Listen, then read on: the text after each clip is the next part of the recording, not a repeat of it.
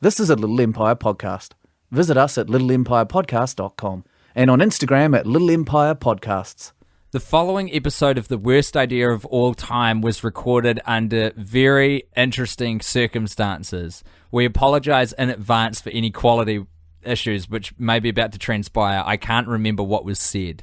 I would describe this, and we've described previous episodes of the podcast before, as only for expert listeners. And especially under these circumstances, I can't emphasize this enough. Now, some of you might be tuning into The Worst Idea of All Time for the first time, on the back of maybe we're about to go and do some live shows in San Francisco on October 21st and Portland on October 22nd. And a friend of yours might be a fan and said, hey, these guys, I really like the podcast. You should come along and check out the live show.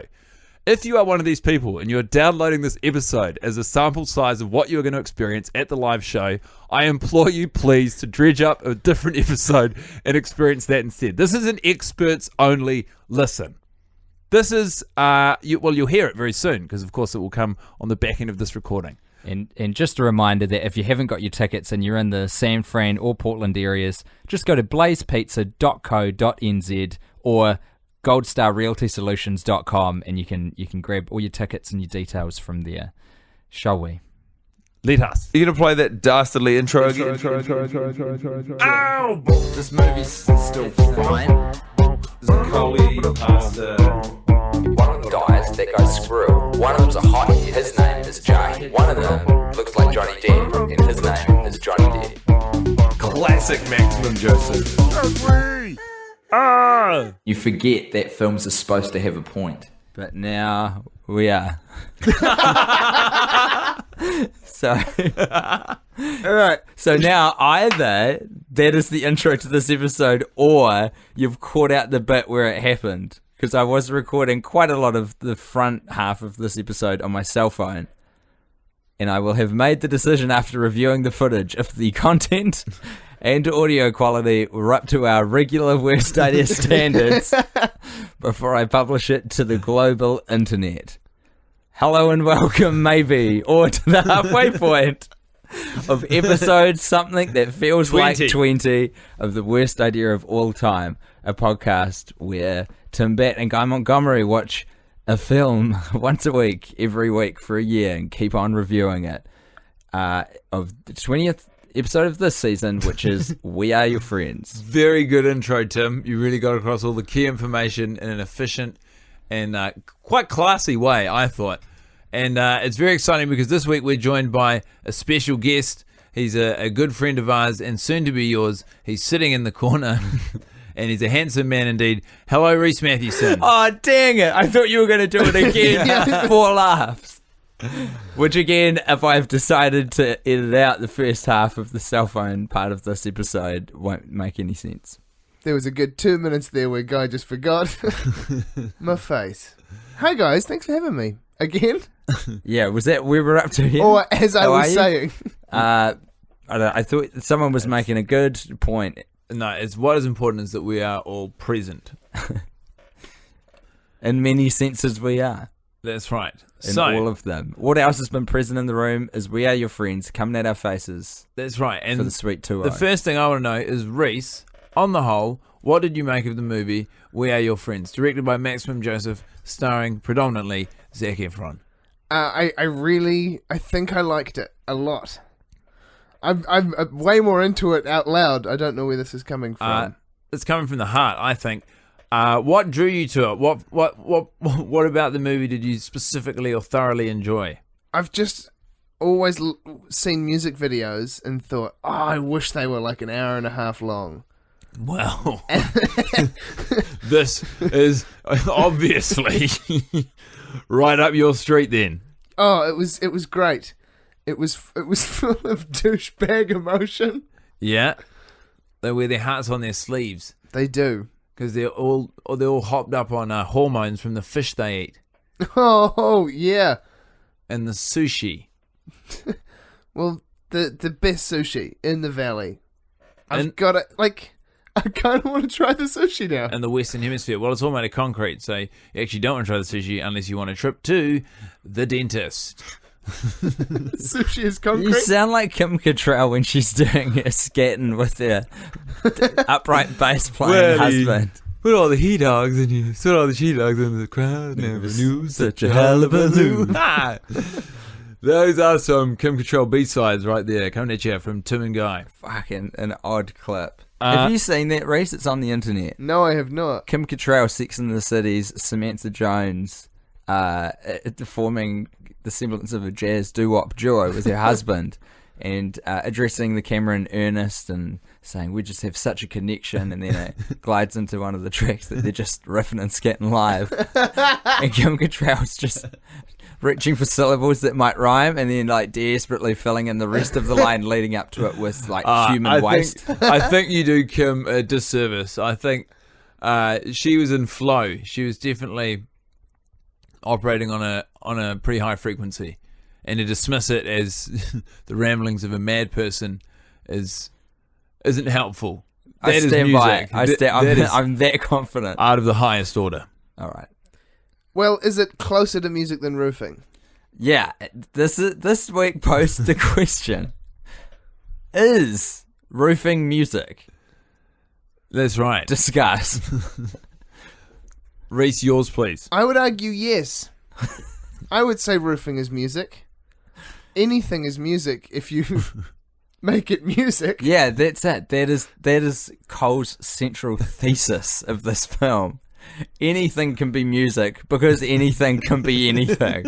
Because why should anything make any fucking sense or have any balance or anything to it? Like, at no point did he go, well, those are some nice wind chimes. Like, it was just a shot from earlier. Yeah. Lazy. Fucking terrible. Yeah, I gotta say, it really watches when you really, get down to the nuts and bolts of the film. That scene really watches like a man who just absolutely loses his mind in a panic, in a frenzy, if you will, and starts recording things willy-nilly. And he's so excited with all the adrenaline at the idea that he's had some sort of creative breakthrough. He's blind to what he's actually creating. Such is the enthusiasm and excitement that the idea of this thing happening is generating. But what he's actually building is just an assembly of miscellaneous sounds from his huge manic runs he goes on, where he sprints for about 20 kilometers. And he just only pauses to record things with his phone that he then plugs into his laptop. And then he just underscores it all with the sound of a helicopter because it makes it more ominous. I would have loved if there was a post-credit sequence where he got out of DJing and became the world's greatest Foley artist. Yeah. That's a pretty good compromise. It's like, Filmmakers Maximum Joseph and Sir Matthew Oppenheimer. I have every sound on file. What do you need? They need some scrubbing. I just recorded them on my phone. Can I'm you kind of call a it guerrilla recorder. We Are Your Friends 2? Is that fine? Or does it need to have a different title to that? You can call it We Are Still... We Too Are Your Friends. That's pretty good. That sounds like a movie with an Adam Sandler cameo. Yeah, doesn't it? Which is something I, for one, can get on board with. Which is funny because it's quite like a high... It comes across as a hoity-toity sentence structure, but you get Adam Sandler saying it. And there's a beautiful... and the original chimp from Dunstan checks in. Juxtaposition, yeah. It's a hell of a reunion. Sandler's at cameo status? No. Him and Dunstan are a whole subplot. Oh. We too are grown-ups. Dunstan is still in character as Dunstan from the original movie. Dunstan checks in. That monkey's probably dead, man. That is savage, eh? No, the monkey's alive. And if the monkey's not alive, we'll just get Andy Serkis. Dude, the monkey's definitely dead. It's the year 2016 now. That monkey is no longer with us. Oh, they gave that monkey a lot of steroids. Oh, Turtles live ages. I know that this is... I know that this is not a turtle. I know it's a grim reality, boys. That's what was in the face it. steroids. They'd boil down shells, jack up Dunstan with them. Jack him up.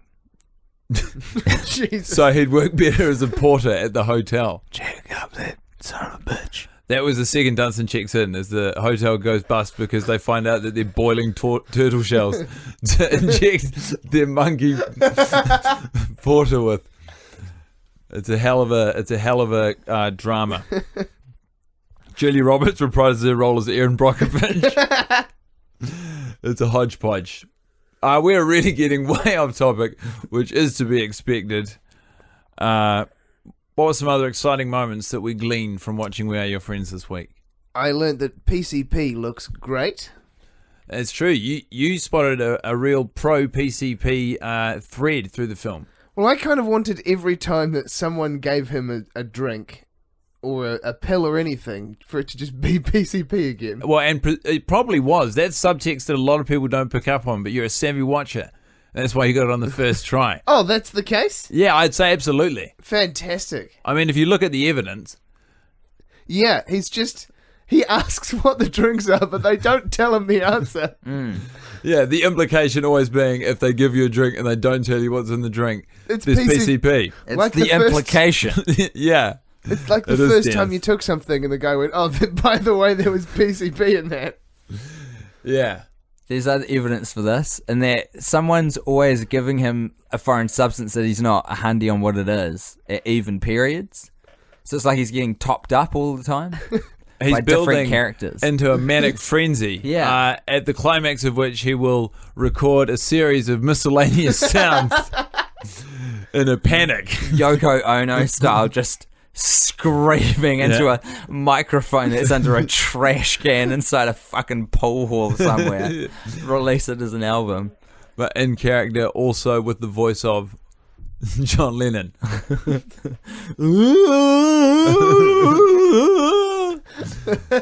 That was that for John Lennon being his wife, doing music poorly. Was there not another element of Zac Efron contributing to that? Nope, not intentionally. I didn't think it was Sorta very lost good. my way. I thought it was pretty borderline, Tim. Well, God bless you for calling me to account, bro. I appreciate it. I'll tell you, I love where your head's at, though. I appreciate you having a go. That is in the spirit of good fun. Highly patronizing. Oh, no, earnest and sincere. Fuck. There was some good shit out there in the field. Yeah, I tell you what, we were really having a good time. Rhys, you were a breath of fresh air, it'd be fair to say. You were, you're a real pro on set. You're a real joy to work with. It's been great. Very anti-vegan film. Yeah. Explain. Well, they spent $200 on cheese and half of them don't eat it, like these fucking morons.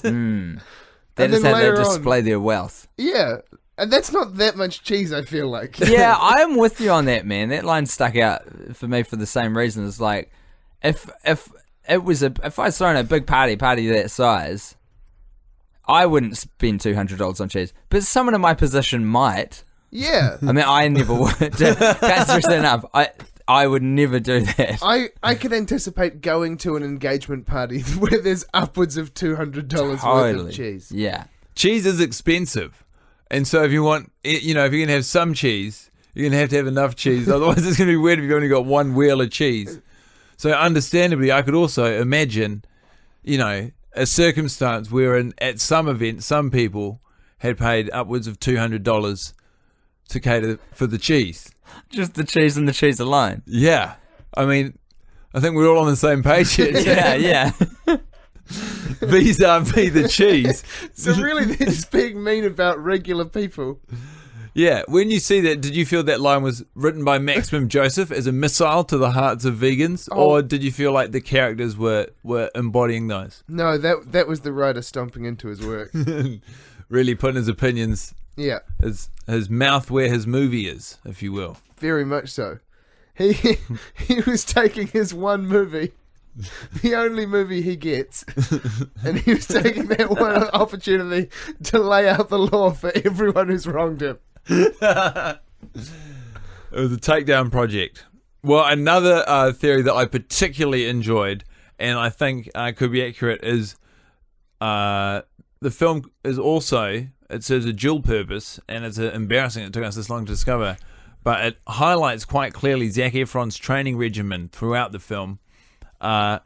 And it's all in the build-up to, it's a trailer in essence for Baywatch, which is coming to cinemas summer 2017, featuring Dwayne "The Rock" Johnson and Zac Efron. And the entire movie is all the build-up to the backstory of the character Zakoly, who will of course be playing the hunky David Hasselhoff type on the beach. Presumably the beach is somewhere in California. I've never seen Baywatch. And it seems insane if you're listening to this theory, but consider this. Why did the movie lose so much money? Because it wasn't a movie, it was a trailer. It was a trailer for another future film that didn't exist yet. And number two, Zakoly's mum maybe plays piano wherever she is, and it's never addressed. Why? Because she drowned and they never found her body. And so Zakoly, has to kind of avenge his mother against the sea by learning how to vanquish the sea for Baywatch. That's what that movie's about. It's about Zac Efron getting so buff that he manages to Fight the ocean. and not just fight it, vanquish it.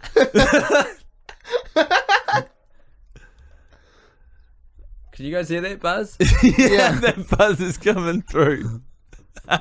Real nice and clear. Hopefully not for the listener, which means the buzz is imagined and isn't actually happening. That's how you want, though.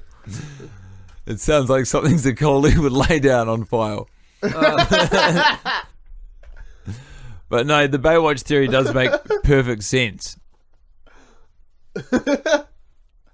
And it's satisfying to have finally seen. Of course you lose money on an ad. You pay for an ad. It's a paid for spot. It's absorbed in the budget of the film, presumably. You're from Hollywood, Rhys. You know what you're talking about. Yeah, well, I'm show business. You are. The buzz stays, everybody. I don't know if it's on the podcast or not, but there's been a pretty steady 50 hertz hum that's been playing through the last It's actually minute quite and a nice. half. It's quite soothing. It's a bit off-putting, though. It's a bit of a disruptor. Yeah. It feels like we're caught in between two radio stations. I do not know how to fix that. Look, I like the vibe. I welcome it. I embrace it. It's like an episode of Space Ghost. They just lay like a buzz under all of the it's studio gone. bits. It's back. It's gone.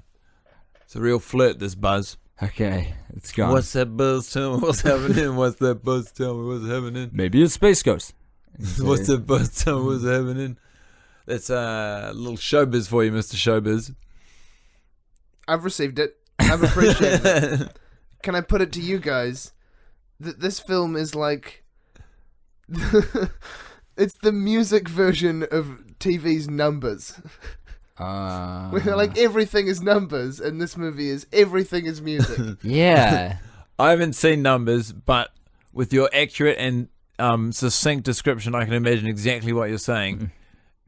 Numbers was a real cool, kind of pulpy It was Very a of the Crumholtz time. tour de force. show about two brothers. It was about two brothers and they're fighting crime. They actually are. One's like a straight-laced like detective in the force kind of detective, and the other one is like more a analytics math guy who works for the cops. And they buddy up and they crack cases together using brawn and math. And it was a conspiracy by the American Department of Education to try and teach everyone math from the state. Really? Yes. Sick. Because every family should be able to decide if it wants to teach its children math. That is a decision for the family. I could not agree more. I'm not comfortable, if I do have children, sending them to a school where math is taught indiscriminately. Way to make a stand, man. Yeah, well, someone had to. We've come so far just pretending that math is like fine and it's not a problem. It is a I problem. don't like it. It's an imposing reality. Which, frankly, I don't need in my life. Who does at this point? That's the real question. Is the real question who does maths at this point? Because I'll tell you who it is. It's nerds. It's no good schmucks. So, here's the thing. Every week... Obviously, big shout out to all of our maths listeners. We're sorry if we offended All you. our maths professors. And teachers, because children are the future. But don't teach my kids maths. The Shining Light is every week a departure from our whimsical, nonsensical, negative descriptions of the film to bust a nut over one bit that took our breath away. Rhys Mathewson, what was your shining light of the movie? Shining light. Probably be Chandelier. Oh, yep. That is a callback to Tim Batt. Shining light in itself, I think. Tim, you've created a shining light within the film. Second level. You've broken through. I think you get a credit on Wikipedia now. It's a Jacob's ladder of shining lights. Like, I would argue that is it was. Oh my god, enough... can we call it Shining's Light, like Attorneys General, when you pluralize it? Yeah, it was the Shining's light. Awesome. It was almost worth watching the film for. That is flattery of the highest order. Guy, did you have any Shining's Light? I would like to hear more about Rhys Okay. and why. You know what? I'm trying really hard to remember anything else that happened in that film. And I am coming up short remarkably. Okay. I like the bit where they stood by a Ferris wheel. at the big gig in Las Vegas. Yeah. Yeah, they were selling drugs to children. Oh, I take it back. You know what those kids are going to do? They're going to go home, take those drugs, and do some maths. That's how the whole fucking cycle starts, Rhys. This is how the system is constructed. Wake up, sheeple. How much for a gram and how many grams in a kilo? The mainstream media won't put this stuff in their papers. But you can find it here at the Worst Idea Gazette. And we endorse three things in life. The First Amendment, the Second Amendment, and the Fourth Amendment. Because off the top of my head, I can't remember what the third one is. And that's an interesting roll of the dice for your patch of land. I have the utmost loyalty to the flag. I love every amendment to the Constitution except whatever the third one is. Just whatever it could or happens to be.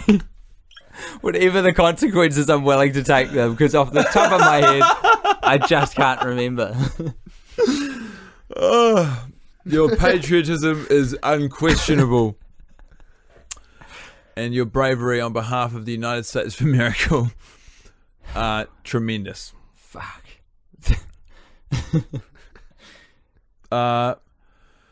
So aside from that, Rhys, we don't usually, mine, I guess, for so many shining lights, but we were enjoying Shining's light. Shining's light. I'm trying to think of... Yeah. Look, I'll tell you why I'm putting it so hard on you, because I cannot remember a single detail from this godforsaken movie. I'm a patsy. You've invited me in here to be a patsy. Yeah, you're a full guy. Okay, I got one. Yeah. I thought it wasn't my turn. Such vanity. I'm whipping it out, you guys. Here is my shining light. There's a big build up. Oh, shit. Can't wait. Hold on. Wait till the drop. It involves Johnny Depp. Fuck. Oh, I've got one. Hit me with the chips. Improvised breakfast Yeah. was exactly like two children pretending to be adults. Yes. That was a hot take. Please explain. It was just after they've done the intercourse, and then they wake up the next morning and discuss burgers and pancakes. Yeah. When they sit down in their robes in an awkward table in the middle of a bedroom. The table's got wheels. They're eating off the cart. Wow. Yeah. It's like two 8-year-olds pretending to be adults on a date. Like their parents have gone down to the casino floor and they've figured out that they can order room service. And they've gone, oh, we can... Well, yeah, you know, Maximum Joseph, that was one of his trademark on-set devices, is he'd get children in and dress them up on a smaller set, an exact replica of the actual set, and they'd improvise the scene. And because he really wanted to capture that childlike sense of, romance and the excitement of a new day and maybe a new relationship. And so they'd get these kids to record it with their childlike wonder, and then he'd transcribe that and give it to Guybly and Somali to perform, and that's why it has that really childlike feel. So it's a very astute, a very astute observation. Oh, thanks, man. A lot of people I feel like don't... I really keyed into this movie. Yeah. This movie hit me at 128 beats per minute. It got you. That is right in the heart. Yeah. Got you, boo. Oh. Tim, hot take. What are you doing, Tim? You're retreating into the darkness. I was trying to see if there was a way for me to configure the microphone so I can sit under the table to record. Why on earth would that be the case? I just want to get the maximum away from the light of that screen. Oh, is it really harshing your buds, man? Even now, it's like, oh, it's so bad. Oh, shit. My headphones just went. You guys okay? Yeah, we're going gangbusters. Okay, great. We'll proceed with the experiment. Tough times over in Timbo over there. Look, it's not a flawless victory, that's for sure. Fuck. Far from it.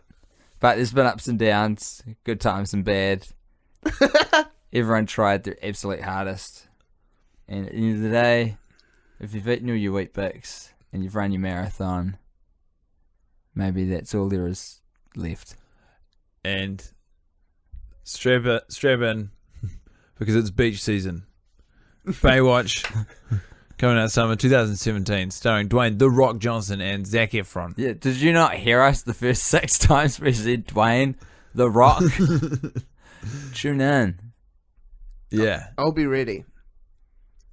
Are you a Dwayne "The Rock" Johnson fan? Humongous Dwayne The Rock Johnson fan. I'm a humongous professional wrestling fan. I love it. It's great. He's the biggest man in sports entertainment, and now just entertainment. And did you see this coming? Trippy. Oh, absolutely. If you didn't know this day would come ever since the Scorpion King, you're out of your goddamn mind. Okay, hold on now. So The Rock, you described the thing that you're into, Rhys, as being something that used to be sport entertainment and is now just entertainment. No, The Rock has gone from sports entertainment to just entertainment. Okay, I think this still holds. And then there was another bit to it too. But is that not... The Rock was warning us about Donald Trump. Rose to the absolutely. top, removed the core industry bit of the slash entertainment, made it pure entertainment. No one saw it coming. You're in pretty... It's a parable. I think I can't get in that deep on Dwayne "The Rock" Johnson as DJT, who is... No, not as him, but he foretold the rise. Like, we should... He's a parable. Is he... How does... I can't wrap my thinking here. Like, I may have cast the net a little too wide, because upon revisiting the thought, I guess the only thing is I'm just grabbing 2 things that rose in popularity at some point whenever and connecting a dot on second reading. But concrete is sushi, bro. Concrete is sushi. Dead right, because anything is anything. As a powerful mantra, it's why it's such an such an open movie. You know, they're just open to do anything. Any scene could go anywhere. His mum could be doing anything. That's right. So many offers, just stories left untold. He references his mother in such a a sort of intriguing way, meaningful way, when he says she played the piano, and then they just never ever address it. What could she be doing? She drowned. Was that her main thing after teaching piano? She was most known for drowning. Yeah, in Liverpool. That's why she drowned. I like coming to this beach. Was that her before she drowned? Yeah, that was her. Yep. Insane. I like coming to this beach. Slow walk into ocean. It's a very one of those real artsy films. It's 18 seconds long. That, of course, will be playing as a Super Bowl commercial in part of the build-up to Baywatch, coming out summer 2017. This film could have ended with just Zac Efron standing there with his top off, just waving at the camera like, Oh, fuck, that'd be good. bye. See you Or- next summer. Zac Efron crowd surfing over the masses of dancing fans of Zaccoli the Crying DJ, all the way to the end of the crowd, where he comes out somehow wearing surf life-saving gear and with a boogie board and just jogs onto the beach. That, to me, would be perfect. And if you are listening and still looking for ideas, I'm available on spec. So the movie they've filmed, you want to come in and offer some new perspectives. I just want to marry two works of art together to make one greater, bigger, better piece of art. 'Cause I think That's terrifying. that is how art is made, as I understand it. Is you take one thing and you take another bigger thing and you put them together. That's how you create greatness. When Baywatch comes out, you should watch it immediately after We Are Your Friends. I'll tell you what I'll do is I'll watch it. I'll watch Where Are Your Friends, then I'll watch the trailer that I was just discussing that will inevitably get made, and then I will watch Baywatch. And then I'll release that as a Guy Montgomery Productions independent feature. And I'll make millions. And I'll be able to set up the same Ponzi scheme that Paige uses in the movie Where Are Your Friends. And I'll be a fucking millionaire. You'll drive a Ferrari and be able to have a baseball bat at your office. Yeah. I'll live next door to Chandelier on the other side of the fence. 2 doors down from Paige. 3 doors down from me. The ghost of Zaccoli's mother? Yeah. How are you? First of all. Oh, I'm very dead. Yeah, you look terrible. You look like a ghost. Oh, I feel it. But how are you other than that? Oh, my hearing's gone. Because of the water? Wait, what? Oh, no, because my headphones are fucked. Oh, you're wearing headphones. It's a very modern ghost. Did you die with headphones on when you drowned? I did. Listening to your son's terrible recordings. I did. Is that part of the reason why you walked into the ocean? Yeah. Oh my God. But it wasn't intentional. I see. But in some way it I was overtook just you. paying such close attention to the podcasts. And I walked clean off a bridge. Ban podcasts. Well, what was the podcast recording of? I don't know. Couldn't rightly tell you. I did die listening to it, but I do not know. I suppose when you're dying, that's probably the main thing that's happening. More on the dying, less on the listening. Wait, you drowned, right? Yeah. So you had headphones on underwater. Yeah. Okay. That's some high tech. It's just a waste of it's a waste of a good human life, and it's a waste of a pair of headphones. Kind of you to say. And now that you say that, I feel like I should have focused on the human life. Well, no, the headphone thing is annoying as well.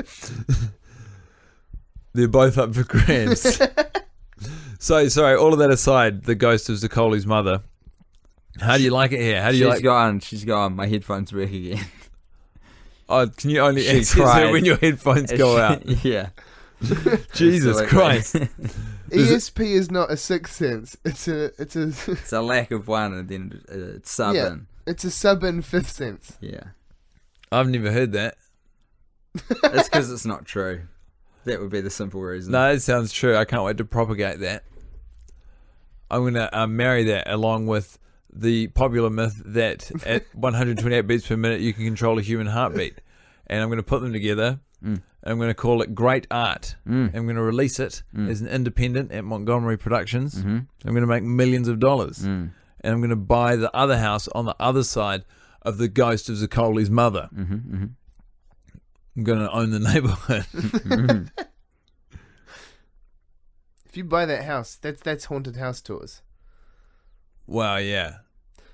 It'd be more like if you'd see the facade, you still couldn't get in. It's still someone's house. Yeah, that's true. Unless Wait, maybe the ghost of Zaccoli's mother wanted in on the enterprise. Guy, hold on. In your head, when you go to a theme park and you go to a haunted house, do you think there's a family living in the other half of it that just isn't like front facing? It's like, well, they went to all the trouble of building a house. We'll halve it, and half will be horror and half will be family. Look, I'm not saying that specifically, but I'm saying yes, I'm open to the idea that there are all sorts of arrangements within all sorts of haunted houses, because why wouldn't there be? so you're saying, Tim, that you're confident that no one has ever lived in a haunted house? A haunted house in general, or a haunted house at a theme park? It's not for profit, not a for-profit haunted house. In a for-profit haunted house. Yeah. Yeah, absolutely. It's not a dwelling, is what I'm saying. It's a... well, no, but it is for some people. The people who live in them. Okay. Right on. We'll agree to leave that well alone. Yeah. Oh, shit. Look, and shout out to all of our listeners who do live in for-profit haunted houses who Tim continues to aggressively neglect for no apparent reason. And also who have died, generally. Yeah. Also for you.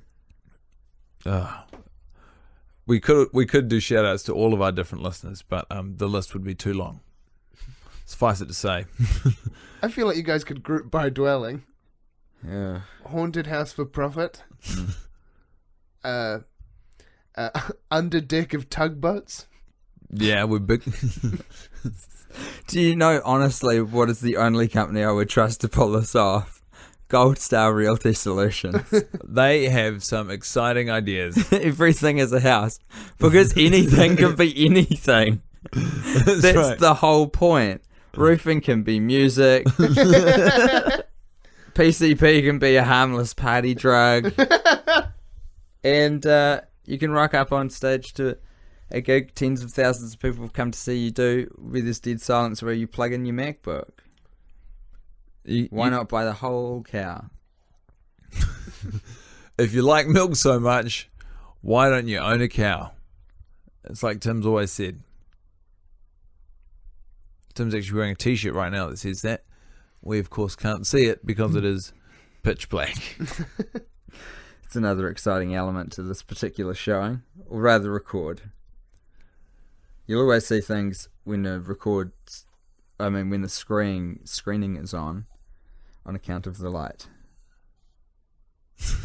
Sorry, what? You okay, bud? There's no such thing as a pitch black screening of something.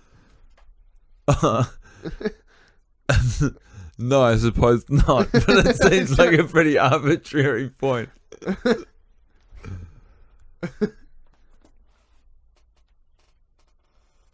Because of the light. I don't do this often, but I'm going to tap out for a bit. You guys keep going. Onwards into deeper pastures, Oh my my friend. god! I didn't realise that the darkness could take one of us. And like a spectre, Tim went outside.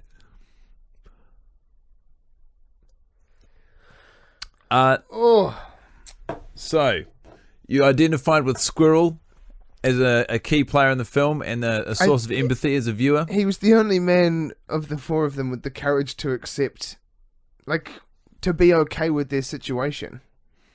So you feel all the other characters would were drawn as to not have much self-awareness. Well, no, just to be striving.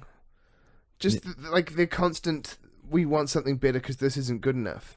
And squirrels, I think, courage to be like, no, I'm okay with this. This is all it is. This is where I find my peace. Yeah. And to hit that point, and then the last shot of him is just him looking down, drinking a beer, to being dead. Yeah, well, I have a theory that he's drinking. He's because they're singing Santeria, of course, the popular song by the band Sublime, I hate that song so much. and so does Squirrel. And he is so humiliated by what is happening with his closest friends, and he's so wrought with embarrassment at the very idea. He's just in fits of anxiety at the idea of waking up tomorrow morning and having to confront his group of friends singing Santeria in 2015 in earnest. And he just can't handle it. So just as he's reached that moment of zen, he's finally accepted his fate. He goes, I'm comfortable with this life, but if we're doing Santeria, I am fucking out.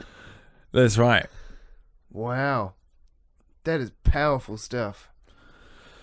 Yeah. It's not light subject matter, and it's handled pretty haphazardly. And full credit to Maximum Joseph for working that into the film. Well, you know what he's like, don't you? He when he's working, he really cranks things up to the maximum. He really does. And you can see that. It comes through in every shot, every line of dialogue, every eyebrow raise. Every part of that movie was a decision. And I think the right one. To a detail, to the finest point, to the varnish on a stool in the background of frame, out of focus. Actually, not in the final cut, because they had to cut the end off the frame because the stool was ruining it. It was too big. That amount of detail. It was, I mean, the decision to have a man completely blurred out in the background. Yeah. Be stern and then disappear. Well, I mean, you know, Jardad or Dadhead, whatever you want to call him, is a real triumph of filmmaking and a classic touch of the auteur, Maximum Joseph, who, I mean, really takes filmmaking to the absolute maximum. Is this his first film?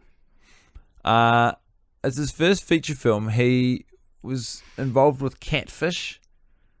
I think he was the director of Catfish. Okay. Which was the original Catfish movie, and then it became an MTV show, I think. Mm. Do you know that? I've heard of Catfish. I've not seen it. I think it's meant to be really good.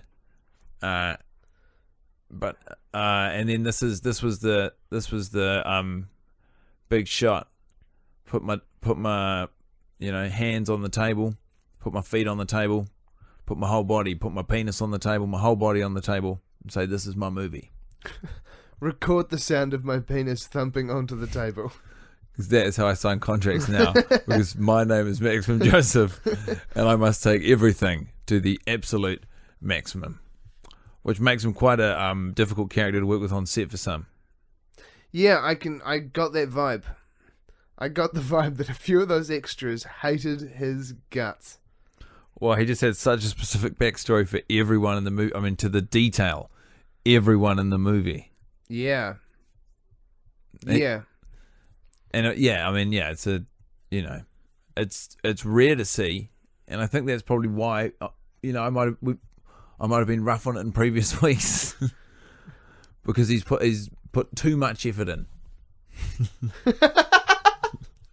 He really should have toned it down on this project. It's distracting. Every detail a story. Everyone had to do it. They had to hold hands and chant it on production every morning. Oh, and he'd give them pages upon pages of character script. That script was thousands of pages long, as each extra was meticulously described. Oh my goodness! And the amount of time that Tim, come on back, buddy.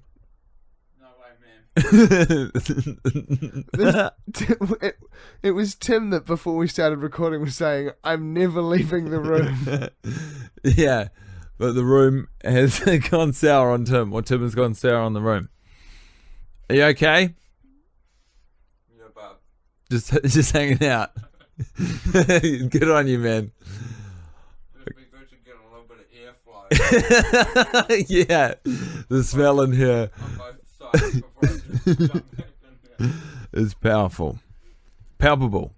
You haven't really left the room, Rhys. Can you smell anything, or have you just completely assimilated in there? No, now that the door's open, I never noticed it smelling bad, but I now distinctly notice it smelling better.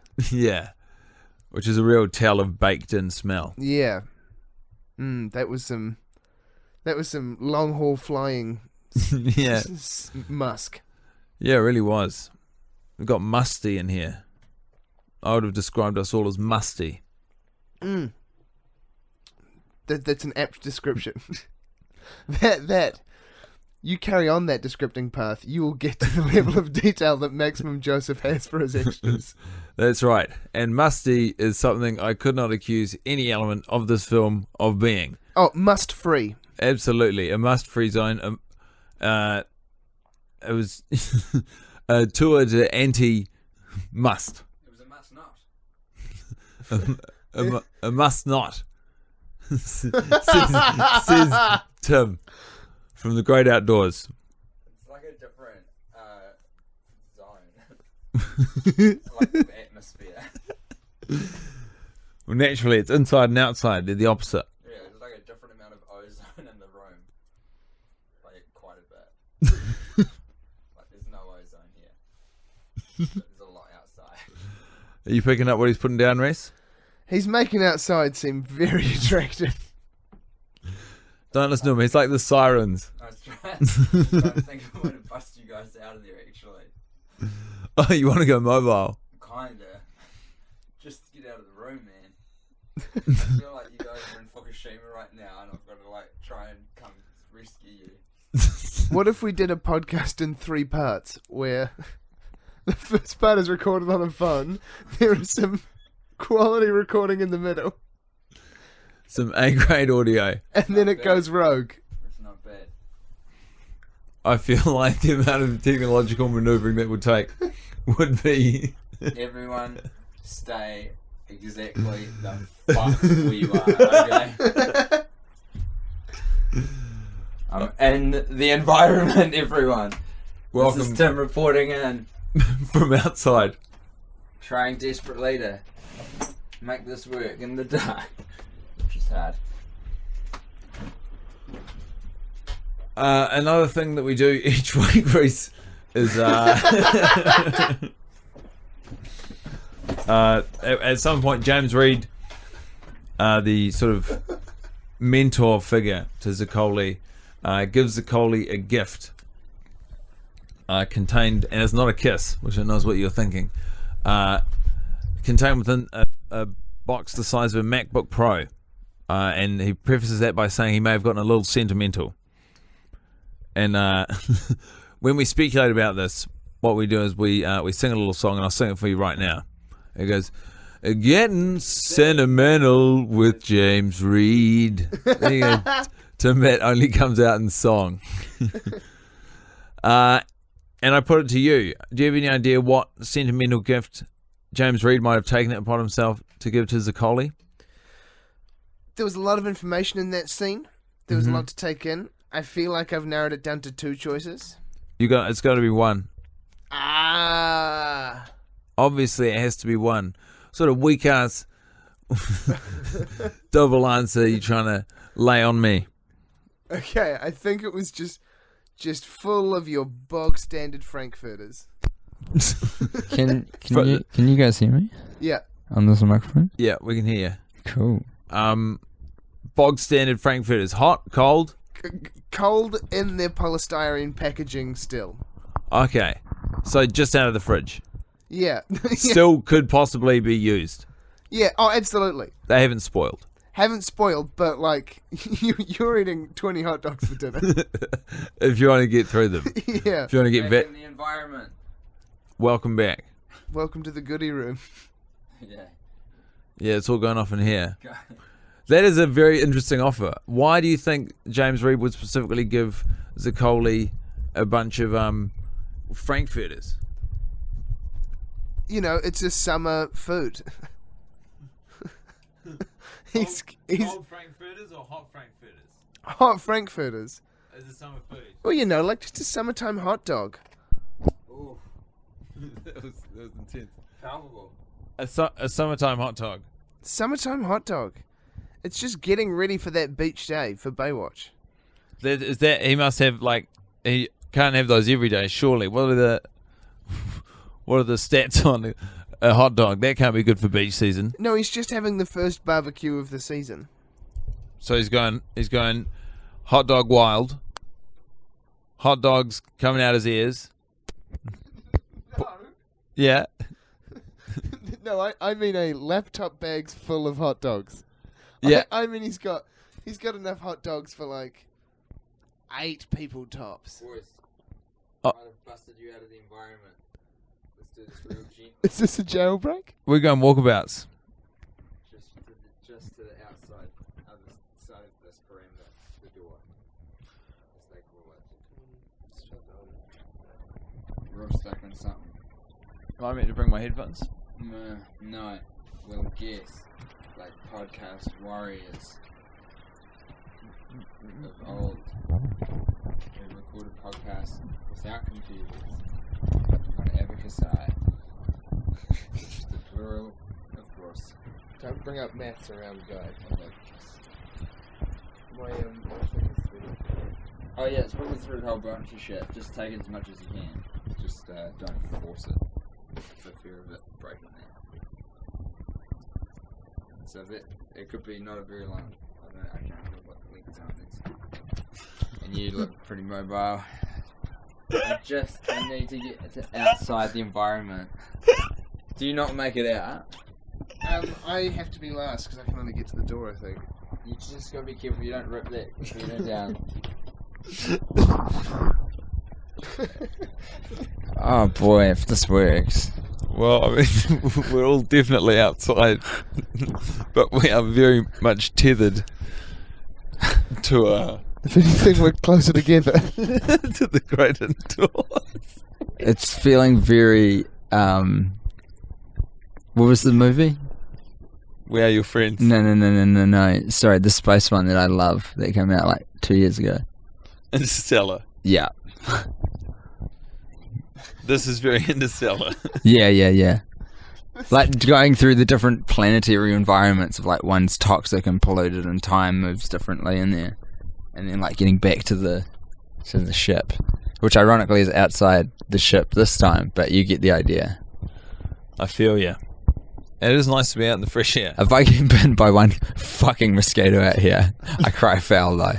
'Cause I do not tolerate those motherfuckers. They contribute nothing and I hate itchy bites. I agree with your policy against mosquitoes, but I must challenge you on having your cake and eating it too. You have wrought the mosquitoes on your juicy toes. If I was a mosquito, I would tuck right in there. Well, judges rolling. I roll for the guy one. I think you got the saying wrong. I think it's handful of cake and eating it too. Yeah, I'm sorry, I wasn't abiding the script of Maximum Joseph. Maximum Joseph just is doling out handfuls of cake. It's interesting you bring that up. Alice Snedden was also quite smitten by the cake and hand scene, in a different way from you though. While she was sort of outraged at the idea of eating cake straight from the hand, you were delighted and excited, and then disappointed in Somali for not getting involved in the cake party. I just wish they'd kept it with them throughout the movie until they finished it. Yeah, I agree. I mean, they lay down the gauntlet. You can't. It's another missed opportunity from Maximum Joseph. We are gonna eat an entire cake together. Yeah, they throw it out there. It's a Chekhov's gun situation. He immediately dismantled. Yeah. So while he did make a lot of good decisions on set, obviously Maximum Joseph also made some maximum mix-ups by missing out great storytelling opportunities like that. And his magnum opus. Tim is ever nearing supine. I don't quite know what you're getting at. Are you speaking to Rhys or me or both of us? Both of you, to be honest. This is supposed to be your environment. You're meant to be thriving. Yeah. Yeah, you're not wrong. This was supposed to be my zone, eh? I've not flourished. I've not evolved. Do you think the problem lies I am the somewhere deeper? dinosaurs.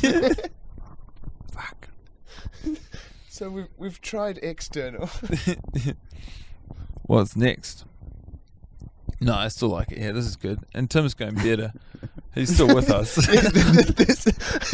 I mean, let's full credit. This is still an improvement.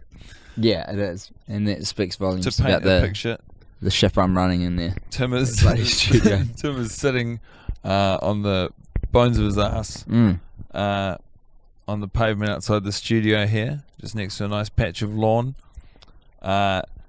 Knees up, arms folded across knees, head buried inside the crook of his arm. Rhys and I standing. Crook's not a word you hear enough these days. No, it's not. And Rhys and I standing about 10 centimetres outside of the door. It would actually be a delightful photo. I like that I accidentally wound up with the real long cable. So I can like lounge back like a little lounge man. Lounge. You are really lounging now. Now Tim is on full horizontal. Oh. Okay. Oh, shit's falling on me. I don't know what that is. It's probably a mosquito. Tenacious little guys. Could be anything. All they get to eat is blood. Every meal, a challenge. Can you not cook it once? I come home every day and it's blood. Cup of blood. Can you guys remind me on where we landed on our sentimental giving? I can remember vividly.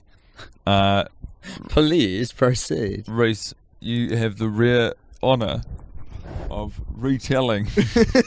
Can I change my answer? No, you has absolutely no cannot. I thought it was going to be just filled with Frankfurter hot dog. Frankfurters. And why did you think that? It's summertime. He's prepping for barbecue season. You need to own those statements, Rhys. They're not questions. Because Okay, that's fair. because those little sausage thingies are a summertime food. I like your moxie. You sound like you got your training from Gold Star Realty Solutions. Yes, a very large grasshopper taught me. That's why I live here on the concrete. A large grasshopper would be terrifying. Why? Have you ever looked at them, like pictures, magnified pictures Yeah. of them? Yeah, Scary motherfuckers. You're not wrong. Terrifying. Any bug blown up to human size would be terrifying. Or just enough of them. Well, we kind of got the numbers thing, don't we? Would you now? rather face a bug that is the size of a human, or a mass of that bug the size of a human version of the bug? Mass bug. Surely. Why would you ever vote any other option? Like just one big one. I feel like I might be able to punch it to death. Yeah. It's like nanobots, But man. a lot of them, it's like trying to vanquish the ocean. It's just undoable. The unwinnable war, that poor sod. He thought he was made of stronger stuff than ours. He thought he could take on the ocean and win. It's And he was the first one in our generation to learn that harsh lesson. I read That it. the ocean will always win. That's the closing monologue from the leaked Baywatch script. Baywatch coming out summer 2017. It's going to be really intense in that movie when Zaccoli finds out that the reason his mother drowned was because she was so upset with the recordings he was making on his phone. Catch-22 there, isn't it? For Zaccoli? Mm. How so? Oh, maybe it's not. Okay, sorry, proceed. Well, I mean, he got driven to life-saving by a desire to vanquish the death of his mother in the ocean. And then, just as he's about to conquer the ocean, he finds out that the reason his mother drowned is because she heard the song he was making that he played at Summerfest that made all those teenagers so upset. They hated it. We wanted to watch The Feelers. Where were the feelings? We want James Reed. We want Pressure Man. We want to continue to exist in our simulated reality, which is actually the imaginings of a PCP-fueled DJ nightmare. We're not real, but it's more fun to pretend we are. Just fake little holograms projected onto matter. So if the hotly contested PCP theory is true, Tim, where do you reckon Zaccoli is at the end of the film? In terms of like on a trip. In terms or of like physically? outside of his reality, Yeah, where is his physical being? yeah, a million miles. They're different things. They are two sides of him now. So it's his imagination. What he sees is a meth head, which is like life's real fucking cool and exciting. And then it flashes to his actual life, and he is a street person who has lost all of his teeth, and unfortunately starting to lose his mind. That is very upsetting for a character who I do not necessarily like, but would not wish that upon. Hell no. Is there anyone in the film you would wish that upon?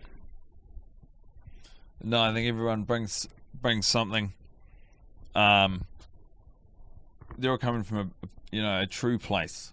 All of their motivations rang really true. I would this week. get rid of the extra that has her toes stepped on by Johnny Depp. when he No, approaches it. Yep, she get is rid of it. integral. She's not. She absolutely is. She's not. She is a highlight of my week. I'm not No. lying. No way. I've singled her out I've praised her performance before because it is so convincing and committed. Do you genuinely only feel this way about that one extra? That was one of the few extras you could have picked out that I would take personal issue with. Man, I wish Such. I had up my sleeve what the other one or two could be. Well, no, it's fair for you to want to wish her off the show. I just fundamentally disagree with it. And if you do want to release the edit that you are making under the Montgomery Productions banner, Yeah. I do, of course, get final edit. No deal. We've already signed the deal. Never make a deal with a You can't. snake oil salesman. You can't go back on the Charlatan. deal. The deal's been signed. You're a town crier. I am not the town crier. Yeah, you run around town crying. I gave you somewhere to stay when you had nowhere. Wait, you're being literal. No, I'm not being literal. Oh. I'm talking to you, the boy from the concrete jungle.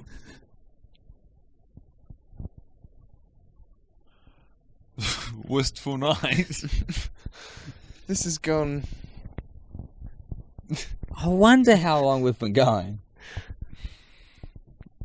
Long enough, surely. Let's see if you can look on the screen and get a sense of where we're up to. You have to look pretty tight. You have to really get in there. There'll be a number that keeps moving at the. This is. An hour and 2 minutes. Are you shitting? Maybe we should have ended this ages ago. And that's not including the bung recording at the start. Right. Well, look. Time and space is irrelevant. Gender's a circle. This is Tim Bat telling you to go live your life. Thank you very much, Rhys, for joining us. Thanks for having me, guys. This has been an absolute delight. Jesus Christ. Do you have a call to action you wish to place at the end of the show? I do indeed. Well, I've got one. I'm going to pip you at the... Oh, wait, is it your podcast? You're damn right it is. Jinx, you do it. 2.5 Count podcast. If you like wrestling, it's very good. Wrestling anyway is crazy good. Just watch wrestling, and if you get a taste, come and listen to the podcast. It's very good. Powerful pitch. So you want people to get into wrestling first, No, we're ending this. and then the podcast. Well, I mean, they can get into the podcast first, but it doesn't make a lot of sense. Bye, everyone. Ow! This movie's still fine. One of them dies, that goes screw. One of them's a hottie, his name is Jay. One of them looks like Johnny Depp, and his name is Johnny Depp.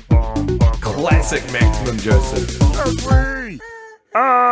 You forget that films are supposed to have a point. Well, there it was. And the thing is, what are you going to do about it? Nothing. It's on the internet now. Just a reminder, because we forgot to say it during the record, Somehow. for somewhat obvious reasons, that we will be coming to Portland, Oregon and San Francisco for the 21st and 22nd of this month of October 2016.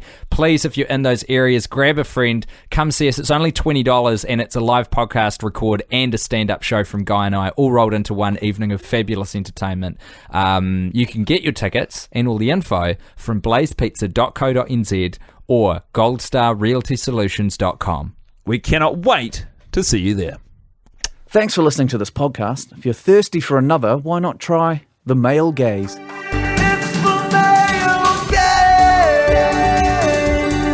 Well, yeah, I guess Ash's defining characteristic is that he wants to catch them all. And so does Don't we everyone. all? We all want to catch We're all them on Grindr trying to catch them all. They're both male.